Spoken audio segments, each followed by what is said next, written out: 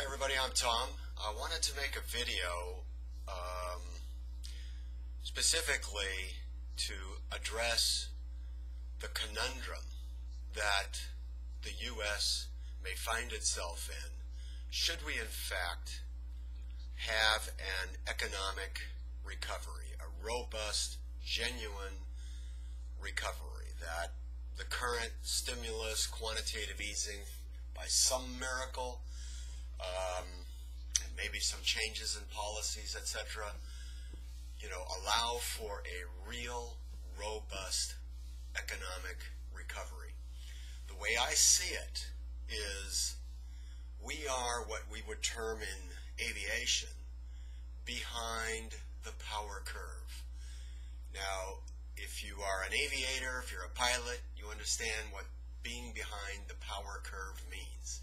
It's if you're in an airplane and you're at a low altitude and you're trying to gain altitude, if the angle of attack is so high that it creates so much drag that no matter how much power you apply, you are not going to get out of your predicament, because the more power you apply, the drag will increase exponentially, so that the only way out is to reduce your angle of attack. And if you're low to the ground, if you reduce your angle of attack, you're gonna hit the ground. So let me explain what I'm talking about. All right, so let's take the scenario that whether it's Obama who gets reelected or Romney, regardless, the U.S. experiences a robust economic recovery. Problem one, the debt crisis, where we find currently our debt is somewhere in the neighborhood of $16 trillion. Now, we all know that the Fed has been artificially holding interest rates at near zero levels. Now, in a sucky economy like we have now, it's not easy and it can't go on forever, but it can be done. So let's talk about a real, genuine economic recovery where the demand for capital increases significantly.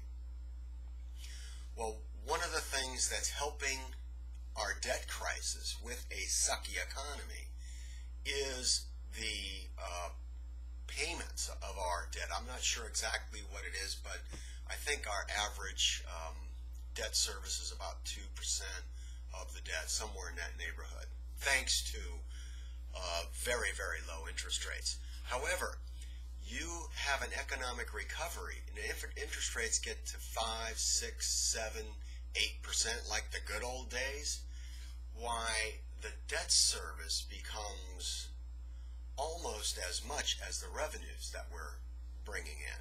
So it actually exasperates it. Now, I'm fully aware that when you have an economic recovery, that will also increase revenues for the government, and it would offset that to some degree.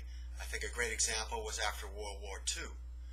But there's a big difference between the debt that the U.S. went into during World War II and the debt that we're in now, and I don't want to get into the details, but basically the debt, that two big differences. One is that back then it was the money was actually borrowed from us. In other words, people, Americans, bought U.S. bonds, and that money wasn't used to bail out banks or to stimulate the economy or anything like that. That money was used to build factories, to build airplanes, bombs, trucks, vehicles, and so on and so forth. War, which I'm not condoning, I'm not saying it's a good thing, but it was done. But that creates capital, and that capital after the war was convertible to peacetime manufacturing, so which enabled us to grow out of the debt. Well, this time it's a lot different. The money's not being used to create real capital. The money's being used to bail out banks and stuff like that, and to stimulate the economy and increase consumer consumption and so on and so forth. Big difference. So I don't think that we're going to be able to grow our way out of this.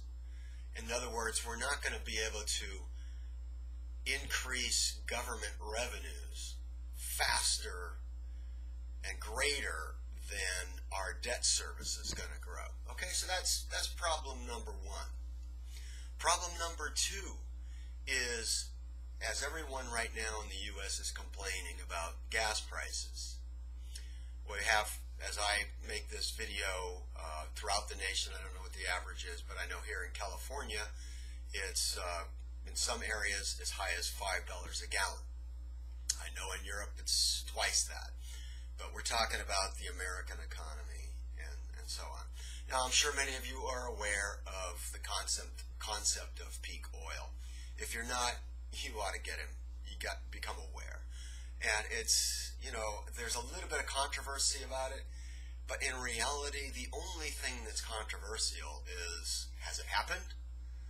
Or is it going to happen soon, or another 10, 20, 30 years? It's a mathematical certainty that it's going to happen. Okay, just take that as a given. So, one great example of what happens when your production of fossil fuels peaks out and you can't produce more, but your consumption grows. A great example of what can happen, or what does happen when that happens, is back in the U.S. in the early 70s when we domestically peaked out on oil production. We saw a tenfold increase in oil prices. We saw what it did to our economy. So here we have a sucky economy, and thanks to this bad economy, demand for fossil fuels is actually down in the U.S. for the first time since we've been using fossil fuels, as far as I can tell. So tell me, what is going to happen in a robust economic recovery when the demand for oil gets back up to where it was and starts to go beyond? What's going to happen to the price of oil? Fossil fuels. Now, I'm well aware of the Bakken Formation, the Green River Formation under South Dakota, Colorado, and the fracking horizontal drilling that's going on. And without getting into a long, involved conversation about that, it's nice. I know the U.S. Geological Survey has stated that there are trillions of barrels of proven resources, and that's true. But there's a big difference between proven resources and proven reserves. Proven reserves are recoverable. Proven resources are questionable. And the only model that I saw of the majority of the proven resources with today's technology would cost $98,000 a barrel to recover. However, of those trillions of barrels of oil, there is a small percentage that is recoverable at today's oil prices, and it makes economic sense. Although the profiles of these wells are much different than a regular well, and again, I think I'm getting into too much detail here. The main thing is that anybody listening to this video is thinking, oh, he doesn't know what he's talking about. We got the Bakken Formation. We just have to get regulations out of the way and just start drill, baby, drill, and we're going to be home free. We're going to be oil independent in 10, 20 years like Romney's been saying. But it's just not going to happen. It's not going to happen. It's going to be helpful. I mean, oil production is up for the first time in a long time since we first started developing the Alaska fields. And we did have a nice bump with Alaska for 5-10 years. I'm not sure how long it was, and we're getting a nice little bump now. But it's not the solution.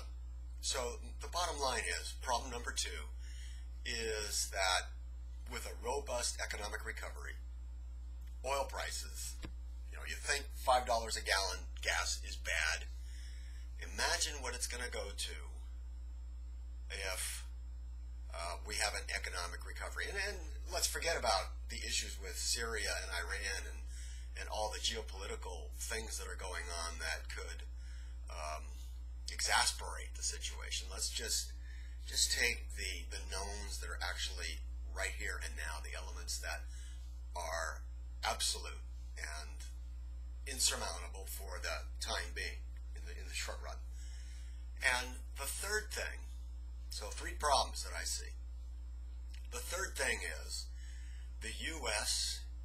is involved in energy wars. And probably more to come.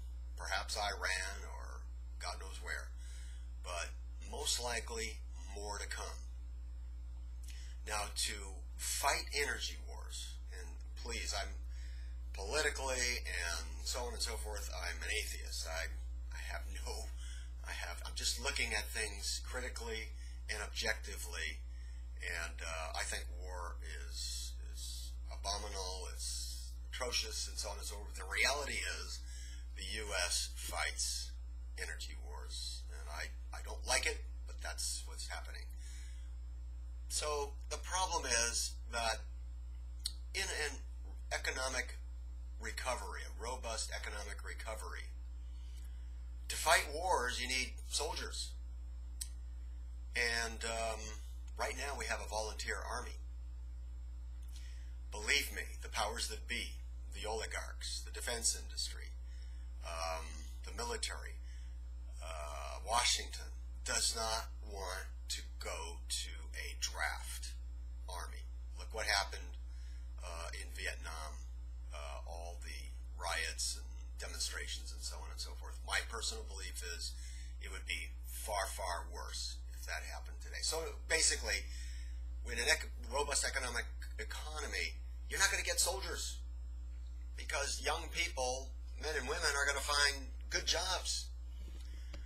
Why join the military and put your life on the line when you can get a great job at home? So when I look at, I think to me, and I could be wrong, of course, we're behind the power curve here. I don't see us. First of all, I don't think we're going to see a real robust economic recovery, but if we do, these are the problems we're facing. And as a matter of fact, a robust economic economy could be the death nail. Going back to the behind the power curve analogy, is when you are behind the power curve like that, basically, assuming you're on level ground, basically the only thing you can do is just sort of maintain until you run out of gas, or let the nose down gradually so that you can pancake in, perhaps. But if you try to give it more power, you're only going to exasperate it. The plane may become completely uncontrollable and then crash. So maybe there's an analogy there where an robust economic recovery would only exasperate things because of the debt problem, which would only lead to more serious issues with our currency. And that's really, I believe, is the serious problem with the debt is it puts the global reserve currency status of the U.S. dollar at serious risk, which is already questionable. Getting the world off the petrodollar, which would be, a calamity for the U.S. And I think a robust economic recovery may only exasperate it. Not only that, but our balance of trade deficit is most likely to go up, as it historically does when we are experiencing an robust economic economy. Anyway, for those of you that are awake, for those of you that are knowledgeable, and you see the errors in my thinking, I would appreciate the feedback. I'm not pontificating on this being, this is what is true and this is the way it is, and so this is what I'm seeing. So correct me, tell me where I'm wrong, and or if you you see the same thing, and you see it even worse. I just like to try to objectively and critically find out what's really going on, find out the truth. And and this is just one tiny element of all the crazy things that are going on in the world today that many of you are aware of, and leading to who knows what, very serious stuff. In any case, if you can, chime in. Thanks.